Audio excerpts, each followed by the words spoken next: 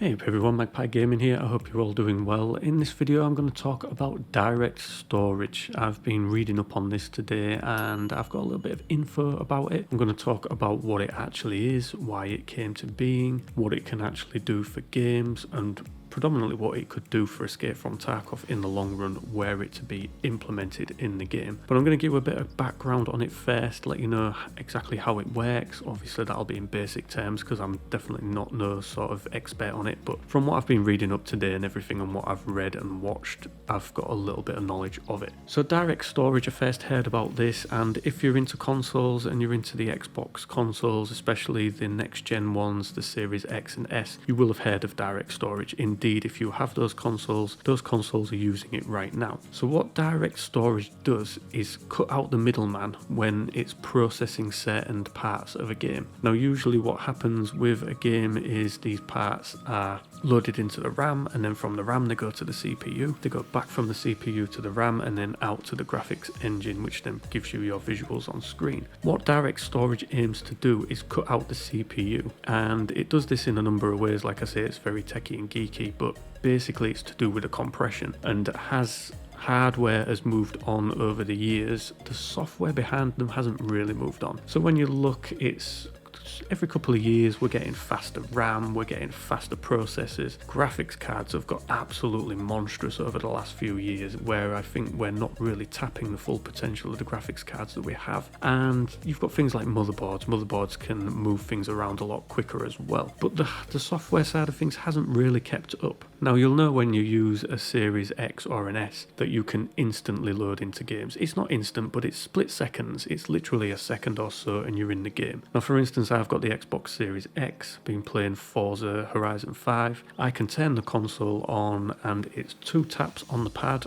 one to select the game, one to select entering the game from the main menu, and I'm into the game world. It is literally seconds and you're there. And that is all down to Directstorage. It is rendering things, moving things very, very fast. Now when I originally heard about Directstorage, I thought, yeah, that's great. It's for the consoles. You know, consoles are going to get very, very fast. They're going to start to catch up to where the PCs are that have got like the latest graphics cards, the latest processors, the fast NVMe drives. And in fact, it blows most of them out of the water.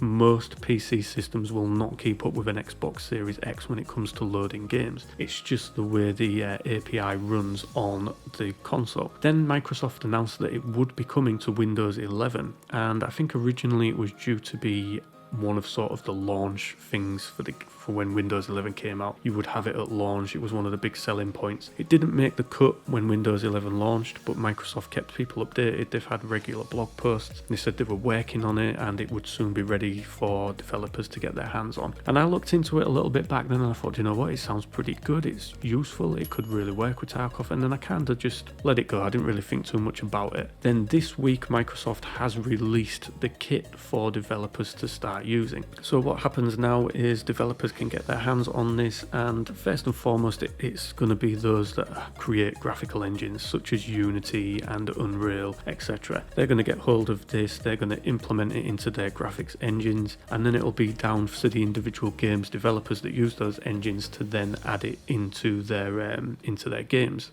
But when Microsoft originally announced that this would be coming to Windows 11, there was a lot of people saying, well, you know what, I don't want to make the leap to Windows 11, I want to stay on Windows 10, I'm not going to be able to make use of this tech. And eventually Microsoft announced that it would come to Windows 10 as well. Now they do recommend that you use Windows 11 to take advantage of this because it has all the gubbins and the innards which are geared towards, you know, Directstorage. Windows 10 isn't so much, but you will still see a performance boost even if you're in Windows 10. But then originally there was a lot of talk of it only really benefiting sort of NVMe SSDs and SSD drives. Mechanical drives, it probably wouldn't benefit those, but Microsoft has said that it will. Any sort of system will see some sort of performance boost using a game that has this attached to it. And like I say, I'll put up some graphics up on the screen. So basically the CPU has become a bottleneck over the years, and GPUs have way advanced in terms of how they can decompress compress and process data compared to what a CPU can do. But usually all data has to go through the CPU before it arrives at the GPU. What direct storage is doing is splitting the bits that don't need to go to the CPU and sending them direct to the GPU. And the GPUs these days are very, very powerful, way more powerful at decompressing and processing the data than the CPUs are. So it just cuts out the middleman and speeds up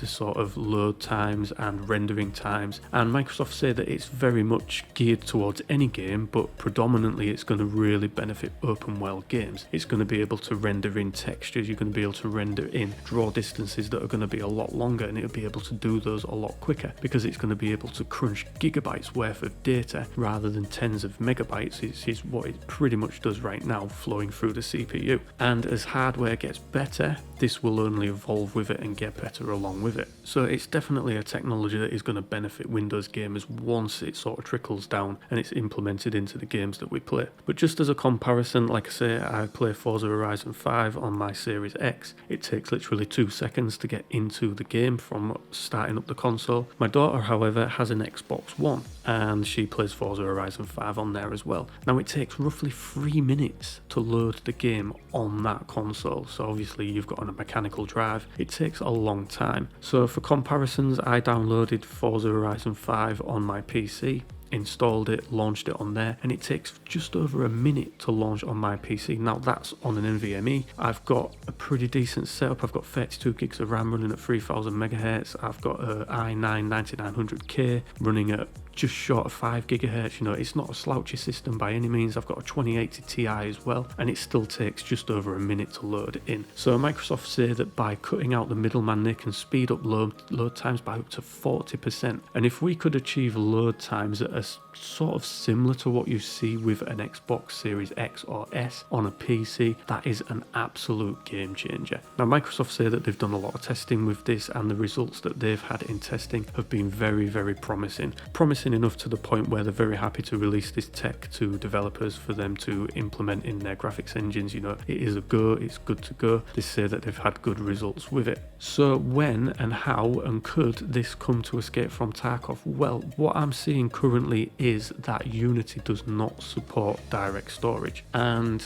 to be fair, I don't think any graphics engine does right now because developers only just got their hands on the kit to try it. But I would assume that there's maybe been developer sort of versions of it that have gone out to graphics engines developers so that they could try it before it's been made publicly available. So I would assume that at some point it will come to Unity. What version of Unity it comes to, I don't know. I would assume that it just be the latest one, which I think is 2021. I do know that Battlestate Games are going to move over to Unity 2021 at some point soon. They've said that it's not going to be a huge undertaking like it was to move from the old version of Unity that they were using up to 2019. So hopefully pretty soon this will be added. Now there's really no drawbacks to graphic engine developers adding this into their engines. Anything that speeds up load times, give the end user a better experience, is going to be, you know, jumped upon, I would have thought, by these developers. And it's free, you know, they just need to work out how to implement it. Like I say, I'm not an expert. I'm sure there's going to be a lot of,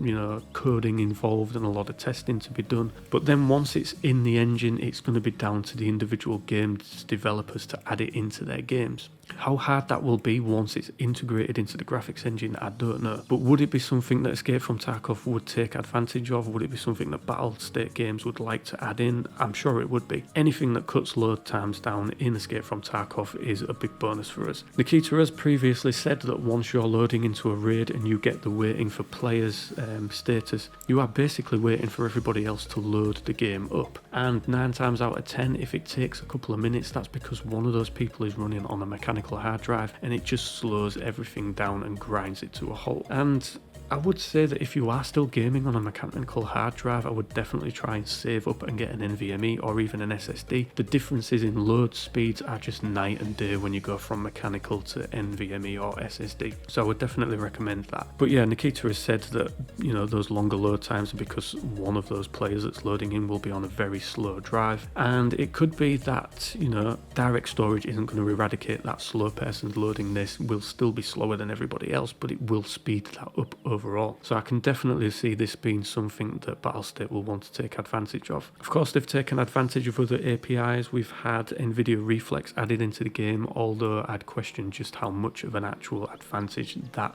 gives you in game. I've never really seen a difference, but I think you have to pair it with certain hardware to get the full use out of that. And that hardware is extremely expensive. So I think it's very negligible what actual bonus you get from running that. But we've seen them, they want to add DLSS into the game. That is good to go as per the last podcast that Nikita was on. We're just sort of waiting for them to release it. They are also adding in the FSR, which is the AMD's competing technology to DLSS. That is on its way. So yeah, I can see Directstorage being something that Battlestate Games would jump on. Anything that can speed up the end user experience is definitely something that will be added into the game, I think, at some point. And that, folks, is basically what Directstorage is, a little bit of how it works. When it will come, we don't know, but it's going to take time for it to be added into the graphics engines, and then the individual devs have got to add it in. But I'd be definitely happy to see this arriving in some games in the near future. I think it will be a massive game changer, especially, like I say, if you can achieve load times that you get with the next gen consoles. It is a huge game changer for Windows PCs. With that being said, folks, I will link a video down below where there is a guy from Microsoft that gives you a lot more detail about what I've just given you. It's roughly a 30-minute long video, but if you're into the geeky, nerdy tech stuff like that, it is worth a watch. It gives you a really good idea of how this tech works. And that is pretty much it, ladies and gentlemen. Thank you very much for watching and listening. Don't forget to like, share and subscribe. Stay safe, and I will catch you in the next one. Take care.